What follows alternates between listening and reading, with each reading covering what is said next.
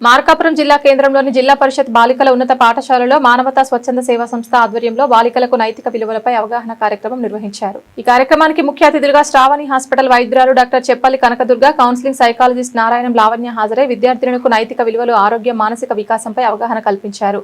ఈ సందర్భంగా డాక్టర్ కనకదుర్గ మాట్లాడుతూ విద్యార్థులు చదువుతో పాటు ఆరోగ్యాన్ని కూడా సమానంగా కాపాడుకోవాలని, ఉన్నత విద్యను లక్ష్యంగా పెట్టుకుని కృషి చేయాలని సూచించారు। గురువుల పట్ల గౌరవభావం, తల్లిదండ్రుల పట్ల ప్రేమ, బాధ్యతతో వ్యవహరించడం ప్రతి విద్యార్థి అలవర్చుకోవాల్సిన మంచి లక్ష్యమని తెలిపారు। కౌన్సిలింగ్ సైకాలజిస్ట్ నారాయణ లావణ్య మాట్లాడుతూ బాలికలు ప్రశాంతమైన మనసుతో ఉపాధ్యాయులు బోధించే పాఠాలను శ్రద్ధగా విని విద్యలో రాణించాలని సూచించారు। అలాగే మానసిక ఉల్లాసం, శారీరక ఆరోగ్యం కోసం ప్రతిరోజు యోగా, వ్యాయామం వంటి అలవాట్లు పెంపొందించుకోవాలని సూచించారు।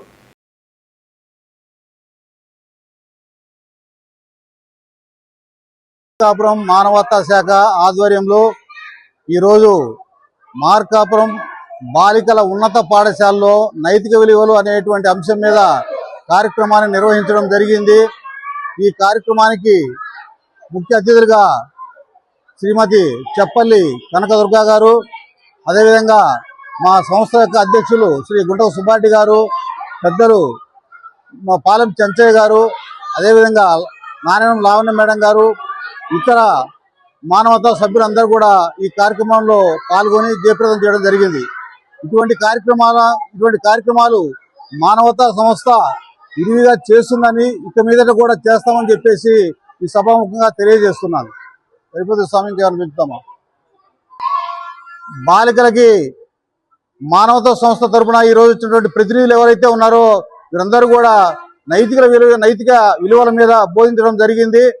మరి వారి జీవన ప్రమాణాలు, వారి జీవన విధానము, వారి కుటుంబ నేపథ్యము, మరి సామాజిక స్పృహ, వారు సమాజంతో ఎలా ఉండాలి, స్నేహితులతో ఎలా ఉండాలి, ఒక కుటుంబ వ్యవస్థ పరంగా ఎలా ఉండాలి అనే అంశం మీద పెద్దలందరూ కూడా వారికి చెప్పడం జరిగింది।